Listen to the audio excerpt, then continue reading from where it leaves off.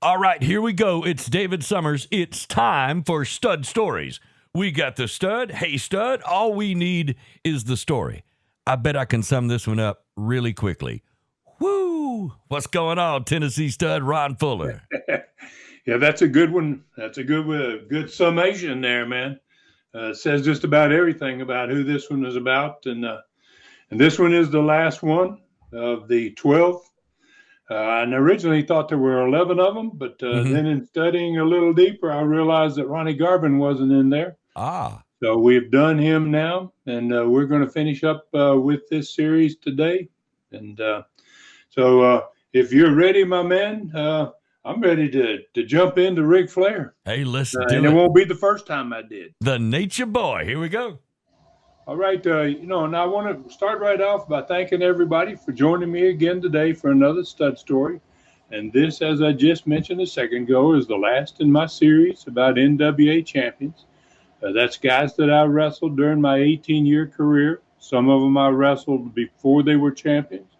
Some of them I wrestled after they were champions, and many of them I wrestled while they were champions. And this guy here is going to be one of those. And we're going to end with the 12th and the last NWA champion that I entered the ring with, Ric Flair. So let's just get to rolling on it here, man. Ric Flair was born Richard Morgan Fleer on February 25th, 1949 in Memphis, Tennessee. His birth was only 6 days short of exactly 1 year from the day I was born. So I'm exactly 1 year older than him, 6 days short of exactly 1 year older than Rick. And oddly enough, I was born only 80 miles south of Dyersburg, Tennessee. I mean, south of, north of where he was born in Memphis. So 80 miles apart, man. Pretty amazing. 1 year, less than 1 year in date of birth, and 80 miles apart. And, because of my grandfather settling down there and building one of the largest territories ever built in tiny little Dyersburg, it was called the capital of Southern professional wrestling, man, for many, many years, especially as far back as the time that Rick and I were born. So Rick started in the sport in 1972. At 23 years of age. Rick's about 6'2", and during his run as NWA champion, most of the time he weighed just about around 240 pounds, maybe a little above, 10 pounds above, 10 pounds below, maybe, depending on the type of schedule he had, which was pretty darn heavy duty. And I have a couple of classic stories to tell about Rick in this tribute today. And so please bear with me out there, everybody listening, as I describe basically a very personal relationship between myself and Ric Flair, maybe more so than any world champion of all of them. So I met Rick for the first time in St. Louis, Missouri, in 1973 at the Kiel Auditorium, where Sam Muchnick, the president of the NWA, held his wrestling events. And Rick, that day, 1973, came in from Mid-Atlantic Territory in Charlotte, North Carolina, which was owned by Jim Crockett Sr. And I had come out of the Florida Territory at that time, owned by Eddie Graham. And if you were on any card in St. Louis, especially at the age we both were, young guys at this point in our career, you were on any card, at that age, chances are you were headed for greatness, man. It was really a feather in your cap to get that invitation from Sam Muchnick, usually himself personally, to work his city. And we became good friends that very first night. And we ended up doing what old Rick always loved to do. We ended up partying all night long after the match. Surprise! That was typical Rick, man. Yeah. I mean, if you were going to be around him, you were going to have a good time. You're going to go hang out someplace and have a few drinks. So I didn't see him again until 1975. By then, I'd become one of the tops. He had become one of the top stars in the Mid-Atlantic Territory.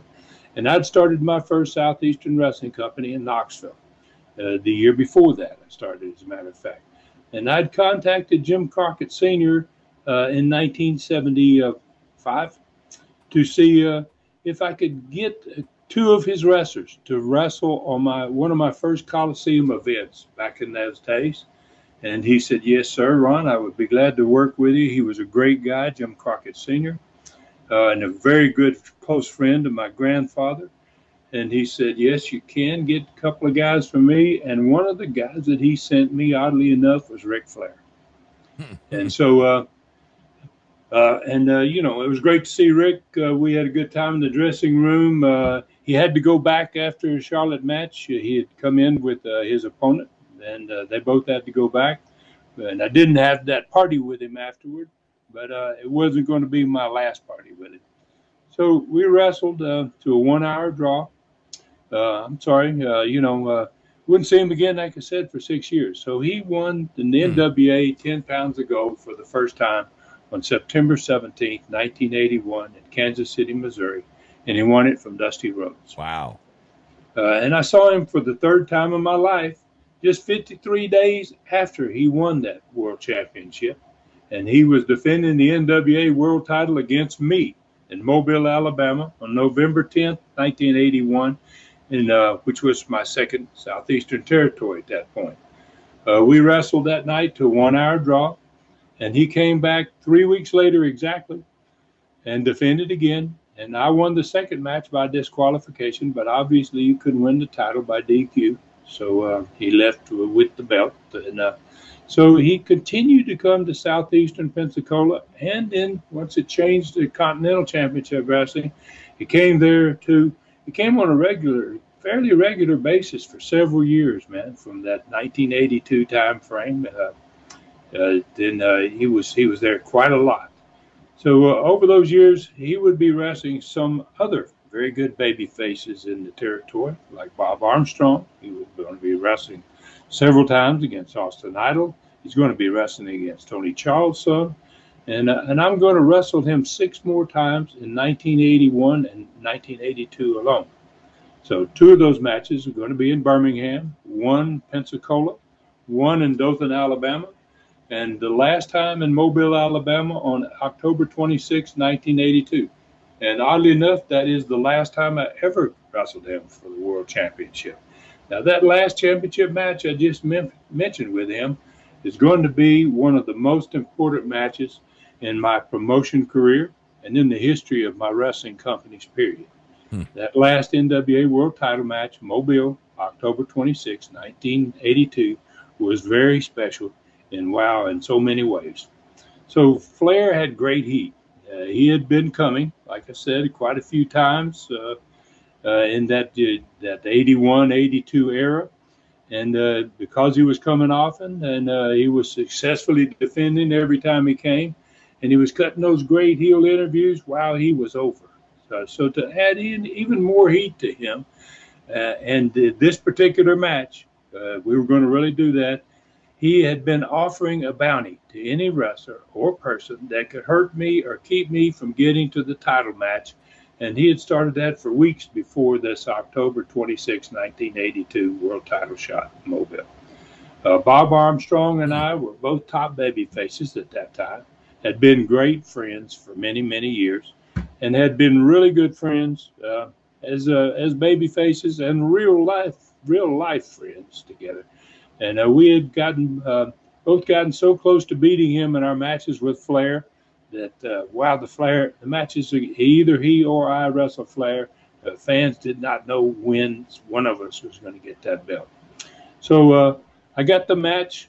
Bob came on Southeastern TV the week before the match between Flair and I, and he interrupted an interview I was having. And he wanted to talk about the upcoming title match with Flair. And he told me and the fans out there listening this very convincing story he had. He said he knew I was going to win the upcoming world title match and become the next world champion the following week. He said he wanted to just be in that ring when it happened. He said he wanted to be a part of the ultimate moment in wrestling when a new NWA champion was crowned. And he asked me if I would allow him to be the referee in that match so that he could be a part of history. And wow, I was just blown away by it. I said, absolutely, of course you can, no right? Doubt. Been friends and everything. I loved him and trusted him, man. So Having been friends, I gladly accepted the offer, and I really was thinking Bob would be the perfect guy to be a referee, because it was going to give me a real opportunity to win the belt after so many intentional disqualifications, which was the last 4 matches that I had with Flair had been disqualifications over the past 2 years, Mm-hmm. and I thought that was caused by weak referees, and and I thought that helped Flair to keep the belt. Bob being a strong referee, and maybe he's going to give me a better opportunity to get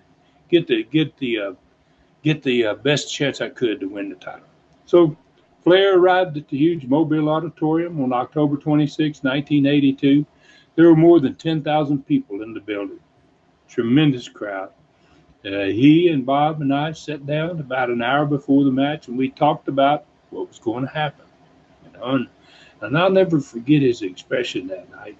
And then his final words as I kind of laid out the finish. And during the course of the discussion about it, he got up a couple of times while he was listening, and he nervously walked around the room as I talked. And then he came back and sat down again finally. And finally, when I was finished, he looked at Bob, and then he looked at me, and he said, "Ron, you're going to get us killed." that, that was his statement, and he and I laughed about that line for years afterward because he was darn near right. So Bob Armstrong that night shocked the wrestling world by turning heel in one of the hottest matches in wrestling history. Yeah. So Bob reffed the match right down the middle. Great job, man. Actually, maybe it was a little bit on my side in the early part of the match, and fans were really into the fact that Bob ain't going to let Flair do what he normally does. So just about at the close of the 1 hour mark in the match, Flair got his figure 4 lock on me. And I fought it, man. Wow, and that's a painful darn hold. But I was able to reverse it. And when you reverse that hold, then he's got the pain instead of me. And so then he had to fight to the ropes to keep from giving up. I was about to beat him with his own hold. So Bob made me break the hold. And then I got up, and when he got up and he was really struggling to get back to his feet, he grabbed me for a slam, and I dropped behind him. And with less than 5 minutes to go in the match, I put my Fuller leg lock on him, man. And that's a hold that had never been broken in my entire career. And instead of stopping the match, Flair started screaming right away. He gave up. He realized that was it. And instead of stopping the match and making me the NWA World Champion, Armstrong instead started dropping elbows on me, man. So 10,000 people went from cheering and celebrating my victory to dead silence. Yeah. It was like, wow, what in the hell is going on, right? And then he and Flair both started working on at this point, my injured right leg, because I'd reversed that hold. And when you do, you end up with your legs hurt too, just as bad as his. So, and then the huge crowd, they kind of, man, especially the ringside section, because the upper balconies were full too, and they couldn't get downstairs. But there were probably 2,000 people on the floor. And the huge crowd on the floor kind of left their seats, and they started to approach the ring. They were going to basically try to save me. I mean, both he and Flair are just beating the hell out of me, and they're working over my leg big time. So several wrestlers and other referees, they kind of beat the crowd down to the ring. And as they came into the ring, Flair just ejected them, man. Every one of them, just as they came in, threw them over the top rope on the far side of the ring, kicked them off, whatever he had to do. And that was allowing Bob to continue to damage my knee, man. He was really working on my leg. He did some things to my knee that were really, really nasty. And I ended up actually having to have some surgery after that match. Wow. So finally, as Flair had predicted, I was going to get him killed.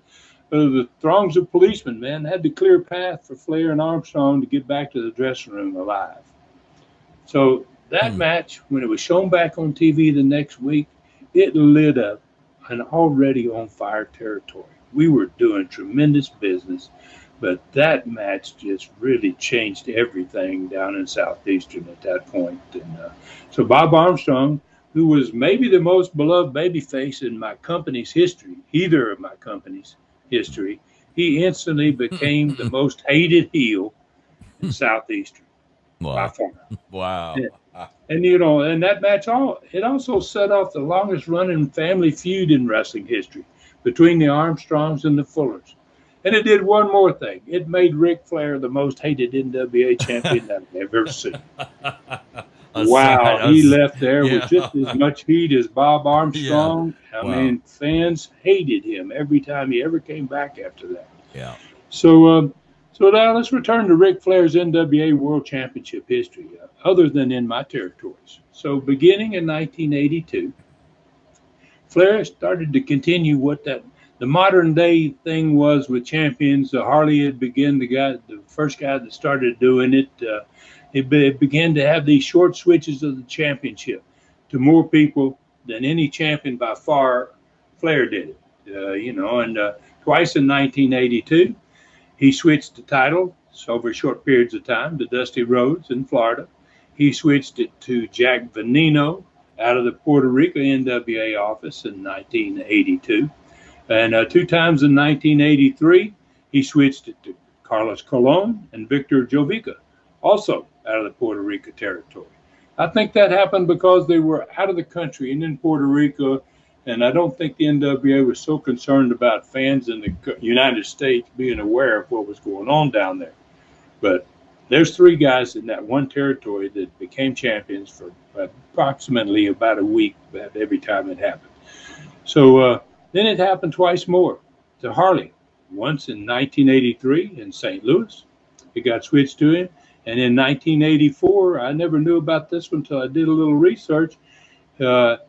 Harley won the championship from Flair again in Wellington, New Zealand.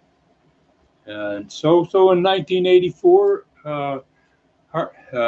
Rick dropped the championship to Kerry Von Erich in Irving, Texas, a big Texas stadium show. Wow. So Dusty got it again in 1986 in Greensboro, North Carolina. And finally in 1987, Ronnie Garvin won it in Detroit, Michigan. So you can hear all about that Ronnie Garvin switch in Stud Story number 23, and that's about the NWA champion Ronnie Garvin. So fans, if you haven't heard that one, you can go back and hear kind of how that one went down. So I have never been a big fan of those short switches to the title, and I don't know how Rick felt about it either. But he was the champion. He was the NWA champion, and as a champion, he did what he was told. As all the other champions had done before him, man. They said, you got to drop it. He dropped it. You're going to win it back, you win it. So just a few more thoughts, and thanks to Rick. He worked for me once in the Cayman Islands in 1983, where I had run several events, and he defended his belt against Austin Idol in this one. I used to take guys down there twice a year. 81, 82, 83, and take a whole crew out of Pensacola. And dinner, we'd wrestle the next night, and we'd fly home. I'd take them out fishing or snorkeling or diving or whatever they wanted to do. It was kind of a great holiday for my Southeastern wrestlers, and boy, Rick loved it. Wow, he knew I was going down, and he kept begging me, and so I got him down there to defend against Austin Idol in 83. And he and I had a great match. One night working partners in 1985. It's the only other time I worked with Rick. I wasn't against him. He was actually my partner in a match in 1985 against Bob Armstrong and Lord Humongous Jeff Van Camp.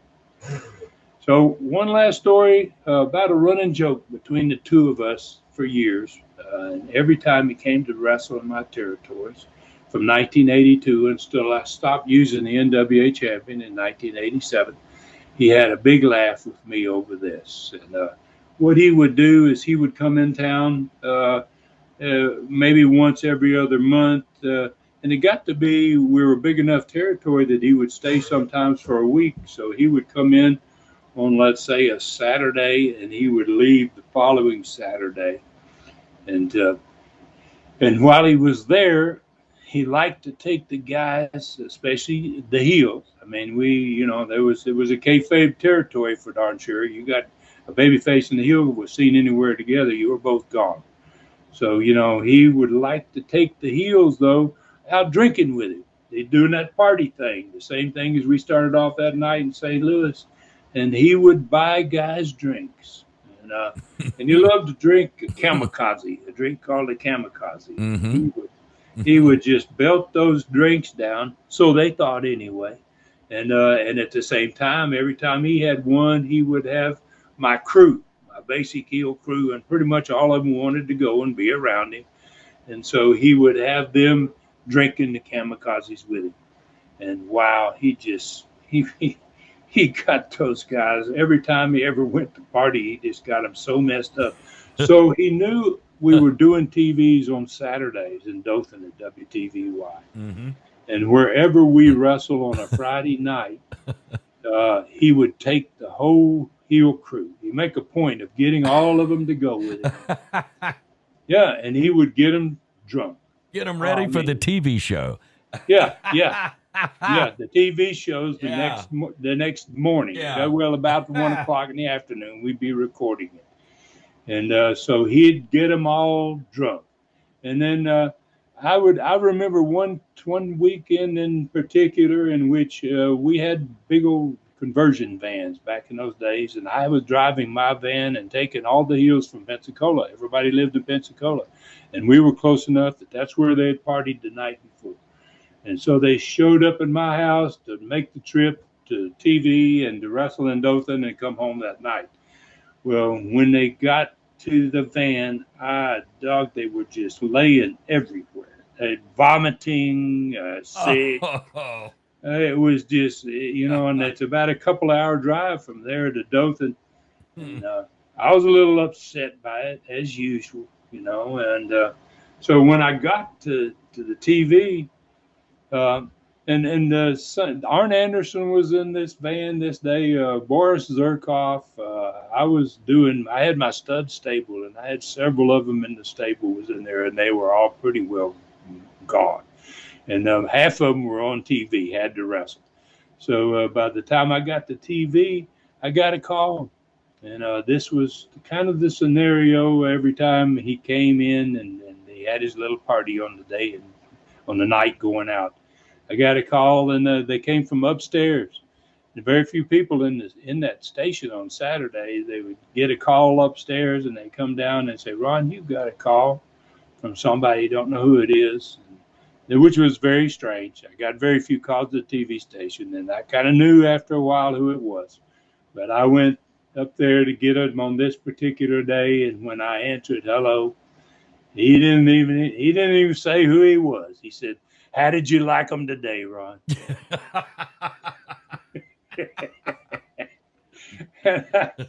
I had a few curse words for him. No, you did not. I'll let him know, man. Oh, you son of a gun, man. You're no good, son of a gun.